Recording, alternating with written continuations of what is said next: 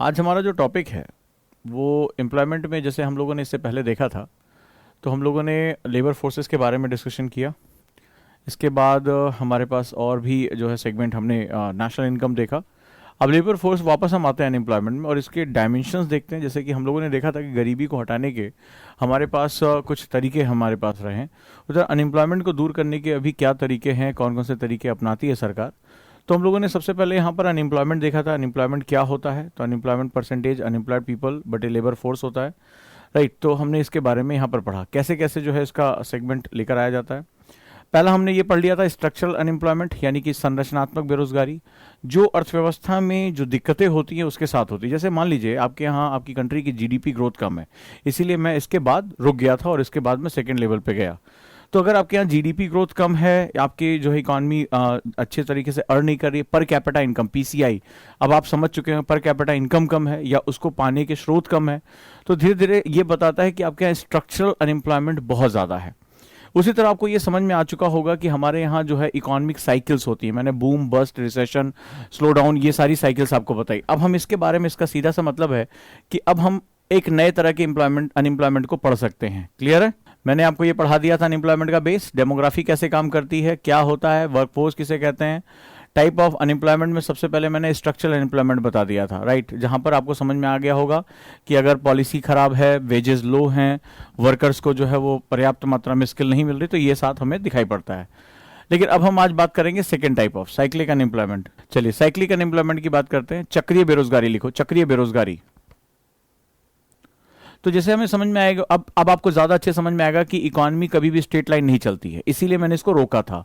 तो आपको ये पता होगा इकोनॉमी में एक समय बूम आएगा, इकोनॉमी में एक समय जबरदस्त सेगमेंट आएगा, फिर वहां पर क्या होगा, स्लो डाउन होगा, रिसेशन होगा, ग्रेट रिसेशन होगा और बस्ट की कंडीशन आ जाती है, इकोनॉमी बैठ जाती है। तो अब तुम्हें ये इसके उत्थान और पतन के बारे में पता चल चुका होगा। जो हमारी इकोनॉमिक साइकिल, इकोनॉमी में कभी प्रोडक्शन ज्यादा हो रहा है, कभी कम हो रहा है।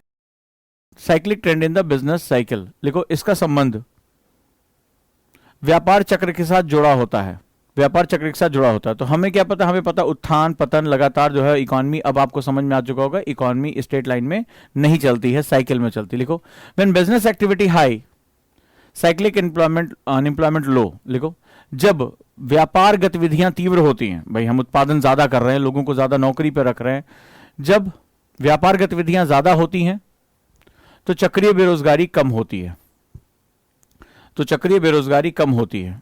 When the business cycle business activity is low, जब व्यापार गतिविधियां कम होती हैं, मान लो डिमांड नहीं आ रही है, रिसेशन आ गया, डिप्रेशन आ रहा है, जब व्यापार गतिविधियां कम होती है तो श्रमिकों की मांग में कमी आ जाती है, तो श्रमिकों की मांग में कमी आ जाती है, श्रमिकों की मांग में कमी आ जाती है, बना लो। तो ये बूम बस्ट। तो जैसे आपको पहले बताया था, आपको विशियस सर्किल ऑफ पोवर्टी सिखा चुका हूं, आपको सब मास्टर हो चुके हैं कि जब इन्वेस्टमेंट कम तो प्रोडक्शन कम, प्रोडक्शन कम तो एम्प्लॉयमेंट कम, सेम चीज है, ठीक है। यानी बिजनेस साइकिल ऊपर तो साइक्लिक एम्प्लॉयमेंट नीचे, बिजनेस आपका अगर क्या होगा, इसमें साइक्लिक अनएम्प्लॉयमेंट बढ़ जाएगा। अगला फ्रिक्शनल अनएम्प्लॉयमेंट लिखो, घर्षण बेरोजगारी, घर्षण बेरोजगारी।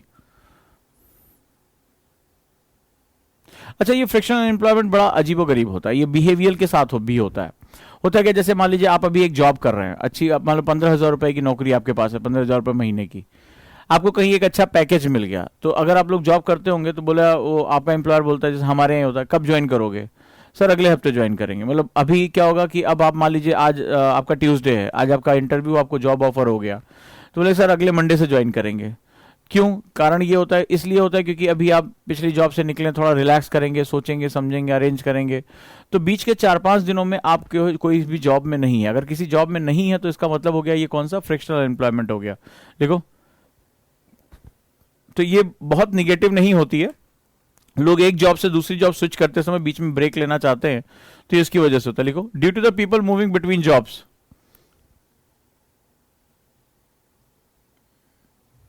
जब लोग दो नौकरियों के बीच में गतिशील होते हैं, दो नौकरियों या रोजगार की वृत्ति के मध्य गतिशील होते हैं, कई बार ये अच्छा भी माना जाता है, याद रखिएगा।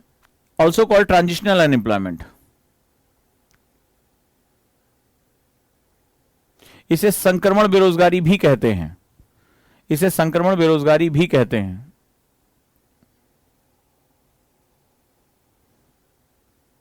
अगला, it always present in economy. UPSC में इस तरह के ऑप्शन आते हैं, याद रखिएगा। It always present in economy, हमेशा ये मौजूद रहता है, राइट। ये अर्थव्यवस्था में हमेशा मौजूद रहता है, इसको बहुत निगेटिव नहीं देखते हैं, क्योंकि मेरे पास जॉब अपॉर्चुनिटीज हैं, तो मैं उनसे कहता हूं कि मेरे पास इनकम है कि नहीं, कोई बात नहीं, मैं दिहाड़ी मजदूर नहीं हूं, okay, I have good package, मेरा जो है पैकेज बढ़ गया, बोला मैं 4-5 दिन थोड़ा सा रिलैक्स होना चाहता हूं, छुट्टी करना चाहता हूं, तो मैं अभी सर 4-5 दिन बाद जॉब ज्वाइन करूंगा। ठीक है, next one, can occur even when an economy it has full employment. लिखो, यह तब भी उपस्थित होता है जब अर्थव्यवस्था में पूर्ण रोजगार की स्थिति होती है, पूर्ण रोजगार की स्थिति होती है। डन। तो ये बेसिकली बहुत ज्यादा निगेटिव नहीं माना जाता, अब आपको समझ में आ चुका होगा। ये मिस्टर लोकेंद्र सिंह है, सर एक बार मेरा नाम ले लो प्लीज, लोकेंद्र लोकेंद्र लोकेंद्र। ठीक है, चले आगे, इकोनॉमी ज्यादा इंपॉर्टेंट है। खुश? This is the very important, ये प्री का क्वेश्चन है, बड़े ध्यान से इसको सुनना, और यहां से क्वेश्चन काफी इंपॉर्टेंट बनते भी हैं। क्या होता है, जो मैं जिस पॉइंट में आपको दे रहा हूं ना, छोटे छोटे पॉइंट, उसी का ऑप्शन बना दिया जाता है क्वेश्चंस में। लिखो, डिस्ग्यूज अनएम्प्लॉयमेंट, प्रच्छन्न बेरोजगारी, प्रच्छन्न बेरोजगारी बड़ी इंपॉर्टेंट है और भारत के लिए बहुत महत्वपूर्ण है ये प्रच्छन्न बेरोजगारी। It exist when part of the labour force is either left without work. पहले समझ लो इसको, प्रच्छन्न बेरोजगारी में ना, इसमें 2 बार ये क्वेश्चन आया है। एक बार प्रच्छन्न बेरोजगारी क्या होती है, और दूसरी बार क्वेश्चन आया था कि सीमांत उत्पादकता शून्य का क्या तात्पर्य है। सीमांत उत्पादकता, अगर आपने प्रीवियस ईयर पेपर पढ़ा होगा, आपको दोनों क्वेश्चन मिले होंगे। तो सीमांत उत्पादकता शून्य होने का मतलब क्या होता है, ये जरा समझो। जैसे फॉर एग्जांपल, एक खेत, एक किसान के, भारत में एग्रीकल्चर एक डोमिनेंस ऑक्यूपेशन है, बहुत ही महत्वपूर्ण जो है वो एक हमारा रोजगार है। अब जरा ध्यान से देखो, एक किसान है, वो अपने खेत में, अब जरा देखें तुम्हें कितना याद है जो मैंने पढ़ाया है। ये हमारा गजोधर है, अपने खेत में है, ये इसकी बीवी, बच्चे सब खेत में काम कर रहे हैं, ठीक। तो ये खेत से उपज जो है वो गजोधर की इनकम कही जा रही, जमीन इसके नाम पे। मुझे बताओ, मैंने लेबर की डिफिनीशन क्या बताई थी? मैंने लेबर की डिफिनीशन क्या बताई थी? सबसे पहले तो मुझे ये बताओ। हाँ जी, मुझे बताइए, मैंने लेबर की डिफिनीशन क्या बताई थी? शाबाश, वर्क अगेंस्ट वेजेस। ठीक है, तो अब वेजेस मुझे मिल रहा है, और उसके बदले अगर मैं, और जो लेबर नहीं हो, जिसको मतलब मैं श्रमिक नहीं कह सकता, जिसको आपको काम नहीं, वर्कफोर्स कहा जा रहा है, कि इंप्लॉयमेंट का मतलब हुआ कि मुझे जो काम मिल रहा है वो क्या हो गया, वो ऐसा पर्सन हो गया जहां पर मैं काम कर रहा हूं, मुझे भुगतान हो रहा है। लेकिन अब ये जरा देखो, ये जो है क्या हो रहा है कि ये जो इनकम हो रही है वो इसके पास जा रही है, इसका परिवार इसके आधार पर आश्रित तो है, लेकिन इस महिला का या इसके लड़के का कोई भी भुगतान नहीं हो रहा है। यानी ये भी जो काम कर रहे हैं, घास उखाड़ रहे हैं, कोई खुरपी से मिट्टी खोद रहा है, लेकिन इनको इसके बदले वेजेस प्राप्त नहीं हो रहे हैं। और अगर ये वेजेस प्राप्त नहीं हो रहे हैं तो इकोनॉमी के हिसाब से क्या है? इकोनॉमी के हिसाब से ये एम्प्लॉयमेंट नहीं है, क्योंकि एम्प्लॉयमेंट की डिफिनीशन में मैंने क्या बताया था कि जो वेजेस होते हैं वो वर्क के अगेंस्ट हमें प्राप्त होते ही होते हैं। तो इसका मतलब पहली बात कि मार्जिनल जो आपका डिस्ग्यूज अनएम्प्लॉयमेंट होता है, ठीक है, तो वहां पर जो होता है कि वो लोग रिडेंडेंट मैनर्स में होता है, वर्किंग एज ए रिडेंडेंट, यानी कि इसकी प्रोडक्टिविटी बहुत कम होती है, इसकी उत्पादकता, इनकी उत्पादकता काउंट नहीं हो रही है, ये काम में लगे हुए दिखाई पड़ते हैं, लेकिन इनकी काम की कोई वैल्यू हमें नहीं कैलकुलेट की जा सकती है। दूसरा क्या होता है? दूसरा ये माना जाता है कि यदि इन्हें हटा दिया जाए, मान लो इसके पास एक मशीन आ गई, इसने मशीन खरीद ली, तो इनकी जरूरत नहीं रहेगी। यानी अगर मैं इनको हटा दूं एज ए लेबर, तो भी इसकी खेत की उत्पादकता पर कोई फर्क नहीं पड़ रहा है, इसकी प्रोडक्टिविटी पर कोई फर्क नहीं पड़ रहा है। मान लो ये 100 किलो अनाज पैदा कर रहा है, फिर भी मशीन आ गई और इसने 100 किलो अनाज पैदा करना शुरू किया। तो जो लेबर होता है, लेबर का मतलब होता है उत्पादन करना। लेबर किस लिए होता है? उत्पादन करने के लिए होता है। अगर मैंने इनको हटा दिया और फिर भी उत्पादकता पे, प्रोडक्टिविटी पर कोई फर्क नहीं पड़ रहा है, तो दिस इज नोन एज, क्या बोलेंगे, मार्जिनल प्रोडक्टिविटी। इसकी क्या होती है? जीरो होती है। इसको सीमांत उत्पादकता कहा जाता है। क्या कहा जाता है? सीमांत उत्पादकता। डन। चलिए लिखिए, it exist where part of the labour force is either left without work. यह तब पाया जाता है जब एक श्रम शक्ति का बड़ा हिस्सा कार्य ना प्राप्त कर सके, कार्य ना प्राप्त कर सके, अथवा working in A redundant manner, अथवा उनके कार्य का कोई वैल्यू ना हो, उनके कार्य का कोई मूल्य ना हो। The overall productivity of labour is very less. Next point लिखो, ये सब बहुत इंपॉर्टेंट है सारे पॉइंट, इतना बढ़िया तरीके से छोटे छोटे पॉइंट बना दिया, इसी तरह ऑप्शन आ जाते हैं एग्जाम में। देखो, the overall productivity of labour is very less, यहां पर श्रमिक की कुल उत्पादकता बहुत कम होती है, श्रमिक की कुल उत्पादकता बहुत कम होती है, इतनी कम होती है अगर उन्हें हटा दो, इसको हटा दो यहां से, तो उत्पादकता पे कोई फर्क नहीं पड़ेगा। अब ये घास खोद रही है, कोई बच्चे जो है वो थोड़ा थोड़ा चीजें उखाड़ रहे हैं, वहां पे घास वास उखाड़ रहे हैं, उसको कोई फर्क नहीं पड़ने वाला। So there is a marginal productivity is zero. So it is called marginal productivity is zero. अतः सीमांत उत्पादकता शून्य होती है, सीमांत उत्पादकता शून्य होती है। इसका तात्पर्य क्या होता है कि अगर इनको एक्सेसिव जो लेबर है उसको हटा दो तो प्रोडक्टिविटी पे कोई, उत्पादकता पे कोई फर्क नहीं पड़ना है। 100 किलो उत्पादन कर रहा है, 100 किलो अभी भी उत्पादन इसका होता रहेगा। और यहां पर हमेशा ध्यान रखना, एक तो एम्प्लॉयमेंट का मतलब होता है आप काम कर रहे, लोग कहते हैं अरे सर एम्प्लॉयमेंट मतलब काम मिलना चाहिए, अरे काम मिलना चाहिए, चलो जाओ ये भी काम करे, तुम जाओ गोबर पाथो बैठ के, लेकिन अगर मेरे काम के बदले मुझे वेजेस नहीं प्राप्त हो रहे तो वो एम्प्लॉयमेंट नहीं है, ध्यान रखिएगा, इंटरव्यू में गलती मत करिएगा या कभी भी एग्जाम में। और दूसरा मार्जिनल प्रोडक्टिविटी मतलब अगर इन्हें हटा दिया जाए तो भी इसकी उत्पादकता पर कोई फर्क नहीं पड़ा, that is known as marginal productivity is zero, सीमांत उत्पादकता शून्य होती है। कहां पर पाई जाती है? भारत जैसे देशों में ये बहुत ज्यादा पाई जाती है, मोस्टली इन डेवलपिंग कंट्रीज। लिखो, ज्यादातर यह विकासशील देशों में पाई जाती है, in India specially in agriculture sector, और भारत में कृषि क्षेत्र में बहुतायत है, भारत में कृषि क्षेत्र में बहुतायत है। हाउसवाइफ डिसग्यूज अनएम्प्लॉयमेंट में आती है क्या? नहीं, मुश्किल कह सकते हो। यहां पर यह हो सकता है, मान लीजिए आपके पिताजी का कोई व्यवसाय है और उसमें सभी लोग घर में बच्चे बच्चे, आप लोग भी बैठ के मटका रंगते हो या कोई काम करते हो, वहां पर यह चीज हो सकती है। क्लियर है? चलिए अगला है सीजनल अनएम्प्लॉयमेंट। भारत में ये भी बहुत पाया जाता है। एग्रीकल्चर में हमारी बहुत प्रॉब्लम, तुम्हें समझ में आ रहा होगा, हमारा एग्रीकल्चर ये सारी चीजों को जनरेट करता है। सीजनल अनएम्प्लॉयमेंट होता है मौसम के हिसाब से। जैसे आप लोग कभी लुधियाना गए होंगे तो लुधियाना में ऊन का वस्त्र उद्योग का काफी चलता है, आप लोगों ने देखा लुधियाना सेल के नाम से आपके जो है वो शहरों में भी लगता होगा। तो लेकिन जो ऊन का काम करते हो तो भारत में केवल 4 महीने ठंड पड़ती है, तो उस समय क्या होता है, जिस समय डिमांड आ रही है उनको काम मिलता है, और जब डिमांड खत्म हो जाती है तो क्या होता है, वो काम उनका छिन जाता है। तो ये क्या हुआ, सीजनल अनएम्प्लॉयमेंट, यानी कि मौसमी बेरोजगारी हो गई। तो जैसे भारत में आइसक्रीम की फैक्ट्री है, तो बहुत सी आइसक्रीम की फैक्ट्रियां, गर्मी जब खूब चटकती है, खूब ज्यादा होती है, तो आइसक्रीम की फैक्ट्रियां, उनमें काम मिलता है। लेकिन जब जाड़े आ जाते हैं तो वो फैक्ट्रियां क्या होती है, क्लोज हो जाती है, डोरमेंट स्टेट में चली जाती हैं, कि फिर अगले सीजन में ये जो है वो जनरेट करें। खासतौर पर तुम लोगों ने छोटे छोटे शहरों में देखा होगा, वो जो लोकल आइसक्रीम फैक्ट्रीज होती हैं, तो उनमें काम करने वाले मजदूर क्या होंगे, वो जो आइसक्रीम फैक्ट्री में काम कर रहे हैं उनको 7 से 8 महीने काम मिलता है, 4 महीने वो बेरोजगार हो जाते हैं। ऐसे ही भारत में मैंने आपको पढ़ाया था कि भारत में बहुत बड़े हिस्से में जो है वो क्या होता है, कृषि नहीं है, सिंचाई नहीं है। तो सिंचाई नहीं है तो भारत में क्या होता है कि आप 12 महीने फसल नहीं ले सकते। ठीक है, मान लीजिए आपको धान की खेती करनी है और आपके पास पानी नहीं है तो आप नहीं कर पाओगे।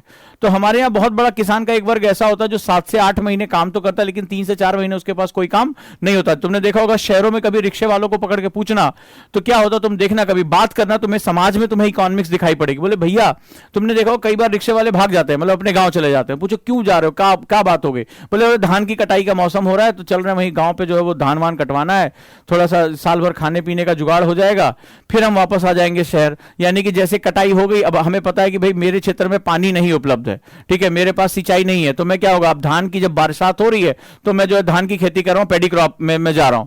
लेकिन उसके बाद जैसे वो जो है बरसात खत्म हो जाएगी, मेरे लिए सब बेकार हो जाएगा। तो वो क्या होता है, शहर आके मजदूरी करते हैं, रिक्शा चलाते हैं। कभी भी अपने शहरों में आप जाकर जो है वो देखिएगा, आपको इसके बाद जो है वो पता चल जाएगी। तो लिखो मौसमी बेरोजगारी। When people are employed at certain time of the year, लिखो जब लोग वर्ष के एक विशेष हिस्से में लोग बेरोजगार हो जाते हैं।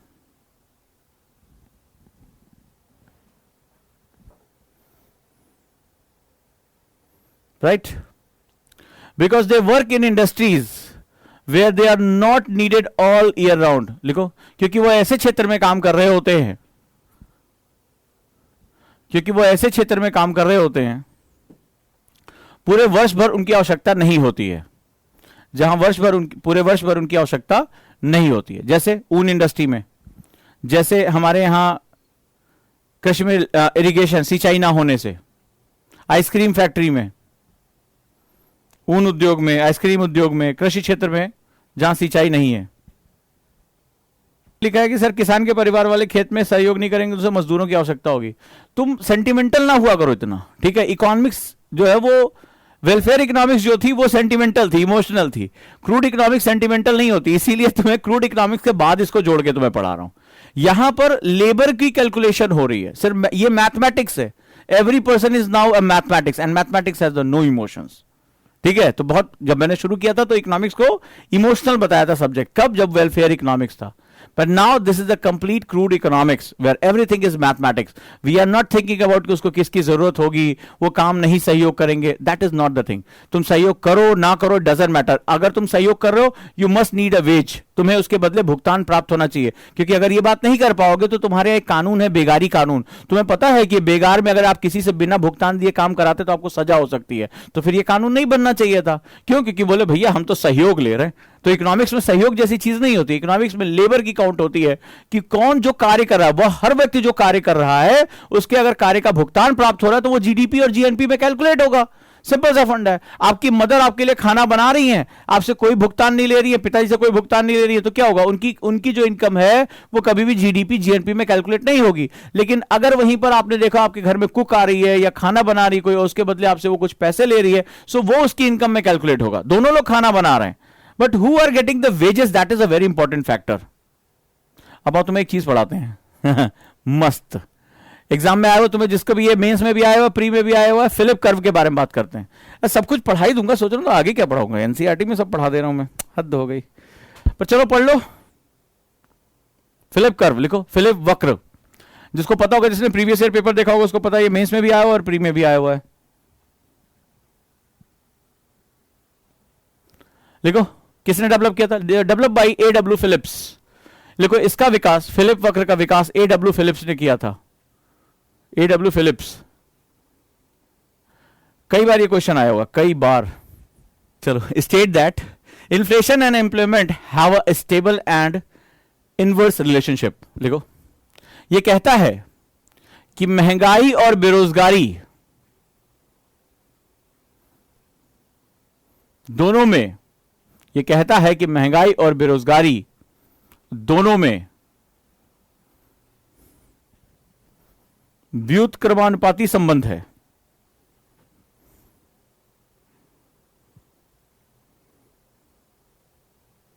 बना लो। इधर है आपका एक्स एक्सिस पे बेरोजगारी की दर और वाई एक्सिस पे जो है महंगाई की दर, इन्फ्लेशन रेट। महंगाई की दर, बेरोजगारी की दर बना लीजिए। 0%, 2, 4, 6, 8% ये इन्फ्लेशन, महंगाई बढ़ रही है। इधर बेरोजगारी 2, 4, 6, 8, 10 बढ़ती चली जा रही है। इस पर कई क्वेश्चन आए हुए हैं। अब तुम कहोगे महंगाई इतनी अच्छी क्यों है? इससे पहले किसी ने बोला था स्लो डाउन में महंगाई का क्या रिलेशनशिप है। अब बताते हैं। ये जो बात है, ये कह रहा है कि इन्फ्लेशन और बेरोजगारी में व्युत्क्रमानुपाती संबंध, यानी इन्फ्लेशन अगर कम होगा तो बेरोजगारी बढ़ती चली जाएगी। क्यों? हम महंगाई को यानी कि हम गलत रूप में देखते हैं। अब जरा समझो, महंगाई डायन होती क्या है, ठीक है?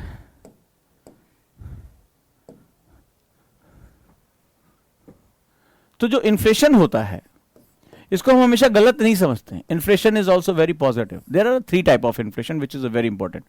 एक को हम लोग बोलते हैं क्रीपिंग इन्फ्लेशन। क्रीपिंग इन्फ्लेशन यानी इसको हम लोग बोलते हैं रेंगती हुई, सब पढ़ लो, डालो हमसे कुछ छोड़ना नहीं तुम लोग।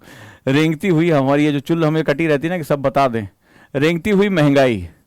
चलो भाई, ये रेंगती हुई महंगाई है, जैसे घोंघा चलता है ना वैसे ये रेंगती हुई चल रही है। दूसरा हमारा है, इसको हम लोग बोलते हैं रनिंग इन्फ्लेशन।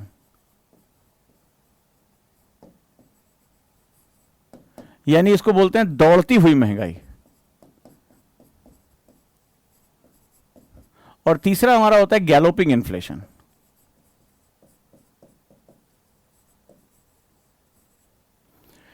यानी इसको बोलते हैं उछलती कूदती महंगाई। हिंदी वाले लिखते हैं इसको उछलती कूदती महंगाई, आग लगाती महंगाई ठीक है, इसको उछलती कूदती महंगाई कहते हैं। ये 3 तरह की महंगाई होती है।